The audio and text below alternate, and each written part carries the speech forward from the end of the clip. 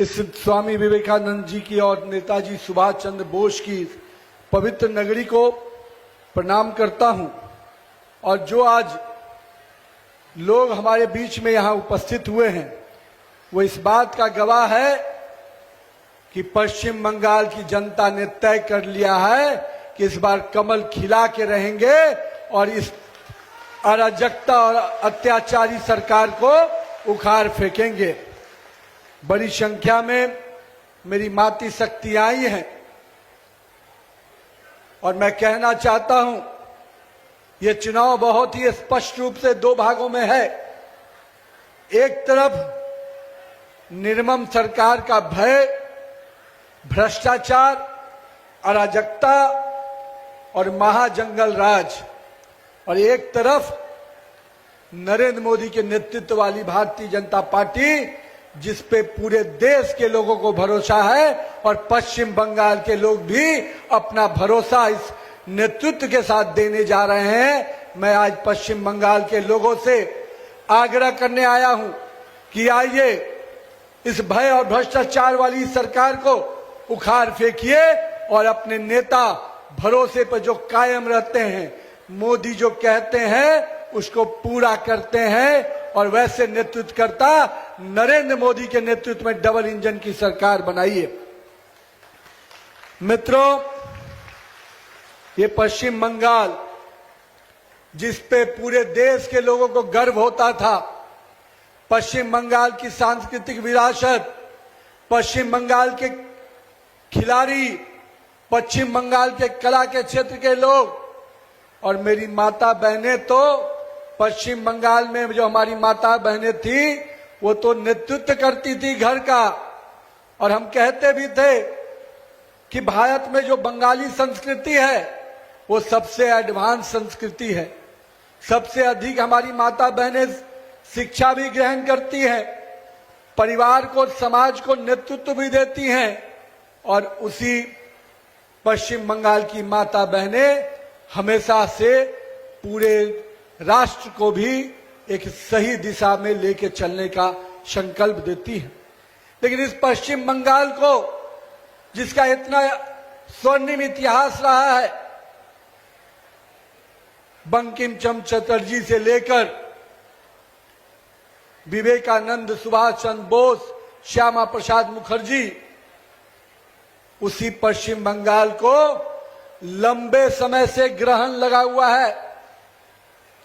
और हम कहते हैं पहले कांग्रेस का ग्रहण लगा, फिर लेफ्ट का ग्रहण लगा और पिछले दिनों से टीएमसी नामक तत्व का ग्रहण लग गया है। इस ग्रहण को खत्म करना है और इस ग्रहण को खत्म करके एक नरेंद्र मोदी के नेतृत्व वाली एक ऐसी भी सरकार बनाना है जहां हर गरीब के चेहरे पर खुशहाली हो, माता बहनें सुरक्षित हो, युवाओं के लिए रोजगार के नए अवसर हो, शिक्षा भी हो और पश्चिम बंगाल का उद्योग भी नए तरीके से संकल्पित होकर सृजन हो पाए। मित्रों, ममता दीदी की सरकार ने इस पश्चिम बंगाल के लोगों के साथ जो सौतेला व्यवहार किया है, मां, माटी और मानुष के नारों से जो सरकार आई थी, जो सरकार चल रही है, लेकिन दुर्भाग्य है ऐसा कोई सगा नहीं जिसको ममता दीदी की निर्ममता ने ठगा नहीं। और सबसे बड़ी बात है, मां की बात करते हैं, आज मेरी मां बहनें ही असुरक्षित हैं। आज पश्चिम बंगाल की माता बहनें को संदेश खाली से लेकर आरजी कर तक, पार्क स्ट्रीट से लेकर कामदुनी तक, आप देखिए हमारी माता बहनें, बेटियां कितनी असुरक्षित हैं। और इनको असुरक्षित किसने किया? मैं आज यहां पे आया हूं चकुलिया में, मैं यहां के लोगों से पूछता हूं, क्या आपके अगल बगल जो स्थितियां बदल रही हैं, जो डेमोग्राफी बदल रही है, क्या वो हमारी मां बहनों को चुनौती नहीं दे रहा है? क्या मेरी मां बहनों को अपमानित करने का काम नहीं कर रहा है? अगर वो डेमोग्राफी जो बांग्लादेशी घुसपैठ के माध्यम से इस राज्य के मां बहनों को चुनौती देता हो, अपमानित करता हो, जलित करता हो, क्या उसको सजा नहीं देंगे लोग? मैं पश्चिम बंगाल के युवाओं से आग्रह करता हूं, यहां पर बैठा हुआ एक एक शख्स से आग्रह करता हूं, अपनी मां बहनों के जो अपमान कर रहा है उसका बदला लेने का समय आ गया है।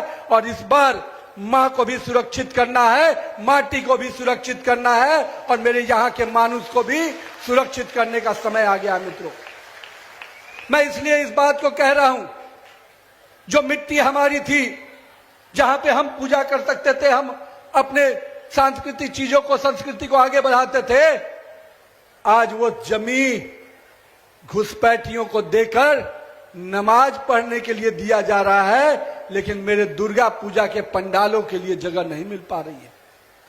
इसलिए मैं आज यहां पर कहने आया हूं, मेरे युवा साथियों, मेरे पश्चिम बंगाल के नौजवानों, आपके लिए यह संकल्प का समय है। अभी हाल ही में आपने सुना होगा, कांग्रेस के राष्ट्रीय अध्यक्ष ने कहा, समाज विशेष से आग्रह किया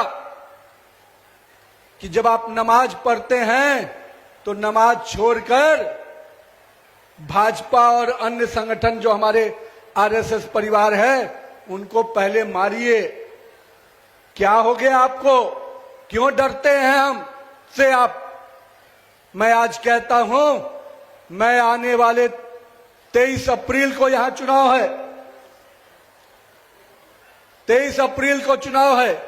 मेरी माता बहनें, मैं आप सबसे आग्रह करने आया हूं, पश्चिम बंगाल के युवाओं से आग्रह करने आया हूं, 23 अप्रैल को अपने घर का एक एक वोट दीजिएगा। मान लीजिएगा उसी दिन दुर्गा पूजा भी हो गया, उसी दिन रामनवमी भी हो गई, क्योंकि आज के दिन लोकतंत्र के इस महापर्व में आपको भाग लेना है।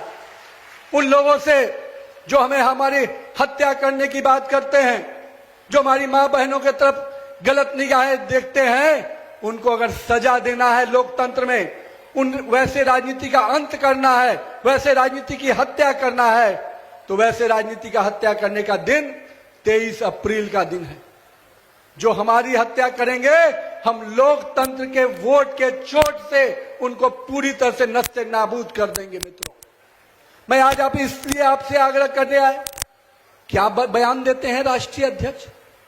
मैं तो कहता हूं राहुल गांधी से, और मैं कहता हूं टीएमसी के नेताओं से, भारतीय जनता पार्टी के नेताओं की खूबसूरती यही है, और हमारे नेता नरेंद्र मोदी जी, जब कांग्रेस के लोग, जो कांग्रेस के तथाकथित नेता और ये अपोजिशन के लोग जब हमें गाली देते हैं, जनता हमको जीत का हार पहनाती है, हमें जिताकर फिर से और मजबूत करती है। मित्रों, इसलिए मैं कहूंगा कि ये समय है, आ गया है।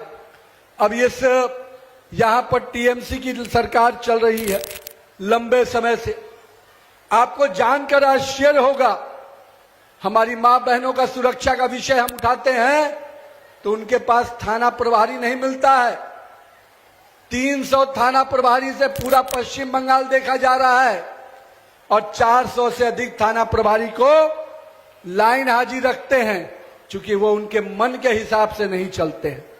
उनको पश्चिम बंगाल के लोगों को सुरक्षा देने से मतलब नहीं है, घुसपैठियों को बचाने से मतलब है। मित्रों, आपको याद होगा, कुछ दिन पहले ममता दीदी काला कोट पहनकर सुप्रीम कोर्ट गई थी। किसके लिए गई थी? किनको बचाने के लिए गई थी? मुझे आपको बताते हुए दुख होता है कि सुप्रीम कोर्ट का दरवाजा खटखटाने काला कोट पहन के गई थी, तो वो इरादा किसके लिए था? उन बांग्लादेशी घुसपैठियों को बचाने के लिए सुप्रीम कोर्ट का दरवाजा खटखटाने गई थी। 60 लाख से अधिक जो घुसपैठियों के नाम काट दिए गए हैं, और जिनके कारण बंगाल के, पश्चिम बंगाल के लोगों का हक मारा जा रहा था, उनको बचाने के लिए दिल्ली गई थी। लेकिन अगर पश्चिम बंगाल के मां बहनों के साथ जो पीड़ादायक घटनाएं घट रही थी, अन्याय हो रहा था, उसके खिलाफ अगर कोर्ट जाती।